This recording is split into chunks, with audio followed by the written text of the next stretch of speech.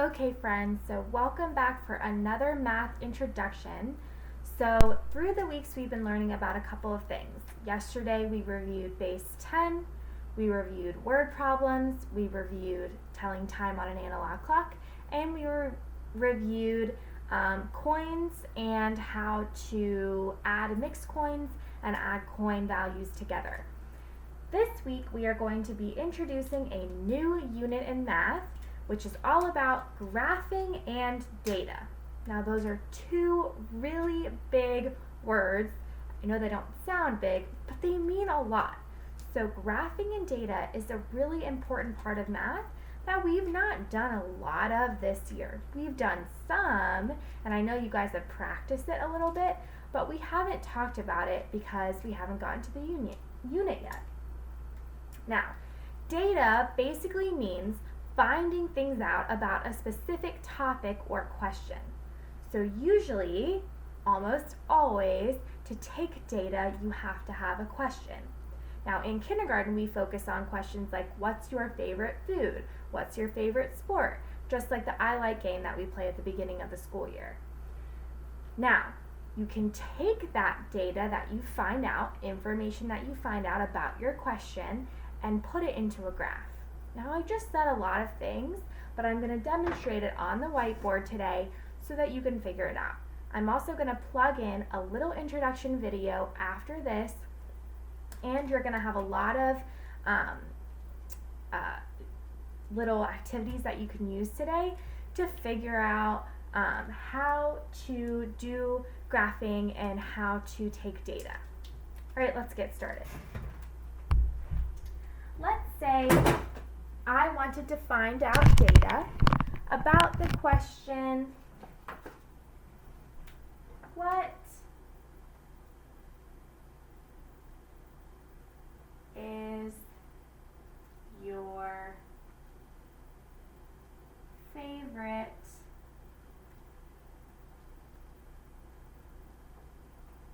food?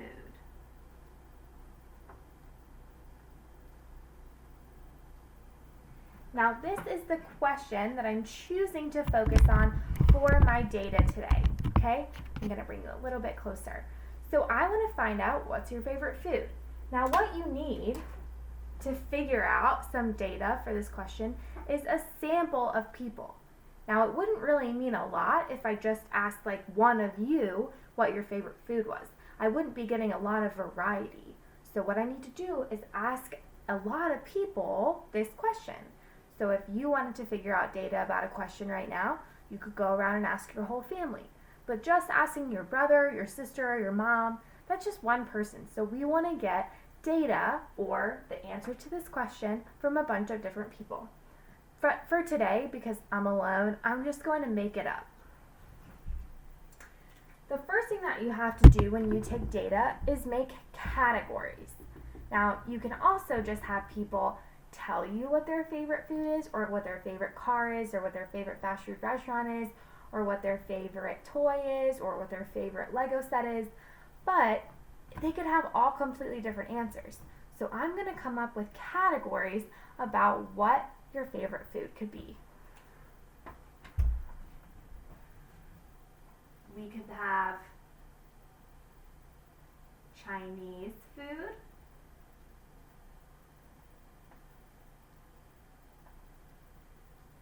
American, that's like burgers, hot dogs, all that kind of good stuff. Italian, that's like pasta, pizza, all that delicious stuff. Thai food, that's Mrs. M's and my favorite food. Or let's see, one more kind of food that we could have is Mexican.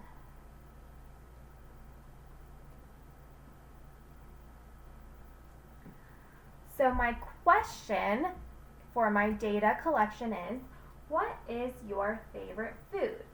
The categories I came up with are Chinese, American, Italian, Thai, and Mexican. So I would ask people, what's your favorite food? I would tell them their choices were Chinese, American, Italian, Thai, or Mexican. And then I would let them answer. Now,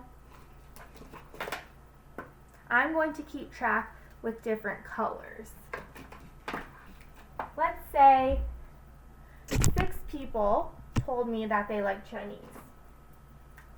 You're going to keep track when you take your data. You're going to keep track with tallies. 1, 2, 3, 4, 5, 6. So 6 people like Chinese. Let's say 3 people say they like American. 1, 2, 3. Let's say 10 people say they like Italian. 1, 2, 3, 4, 5, 6, 7, 8, 9, 10. Okay? Now let's say 2 people tell me they like Thai, and 0 people tell me they like Mexican, which that would never happen because Mexican food is delicious. So we have no people that liked Mexican. 6 people liked Chinese, 3 people liked American, 10 people liked Italian, and 2 people liked Thai food. Now, this data is important just the way it is. I got a sample to answer my question, and I took my data via tallies. So I put all of the numbers of the people that answered the question under the categories. So like I said, 6, 3, 10, 2, and 0. Okay? Now if I'm taking tallies, I don't have to put anything under Mexican because we're just doing tallies, not putting our numbers. Now, what I can do with this is turn it into a graph. A graph looks something like this, okay? Every single graph is going to have a y-axis that goes up and down like that. This is our y-axis that I'm pointing to here, and every graph is going to have an x-axis that goes side to side. So this is my x-axis. And it's going to go in this shape every single time. So our y-axis goes up and down, and our x-axis goes side to side. On each axis, we put numbers, okay? Now, we're going to put our graph to answer the same question that all of our data here answers. What is your favorite food? So down here, we want to put our categories. So, Chinese,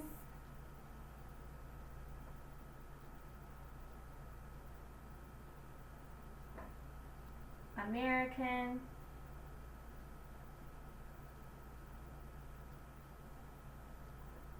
Italian,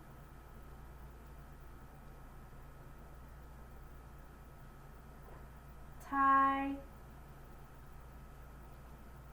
and Mexican.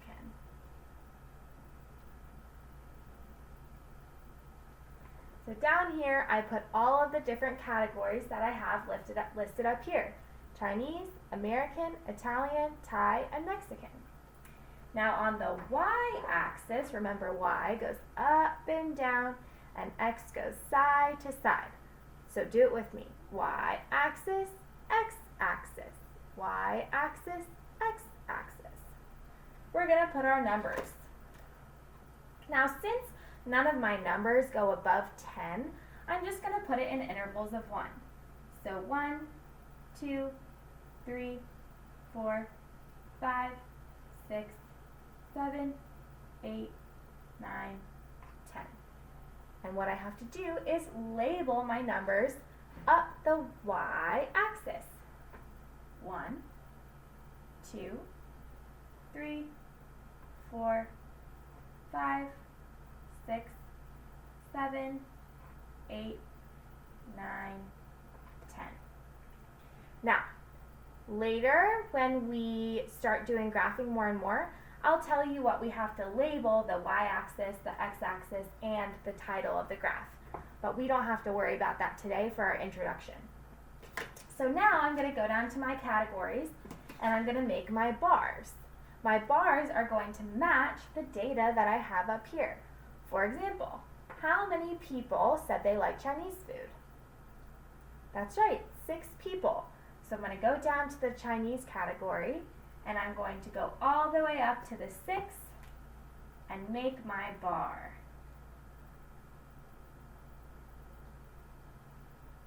Do you see how I lined it up with the number 6 down here? Now I'm going to do the same for American. 3 people liked American, so I'm going to make my bar go up to 3 on that y-axis, and there's my bar. How many people liked Italian? 10 people. I'm going to go all the way up to 10, make my bar, and come back down. Now for Thai, 2 people like Thai food. I'm going to go and make my bar, go up to 2, and no people liked Mexican food, so we won't make a bar for that one. Now, you can shade in your data bars if you want when you're making a graph. I like to do that because it's easier to see.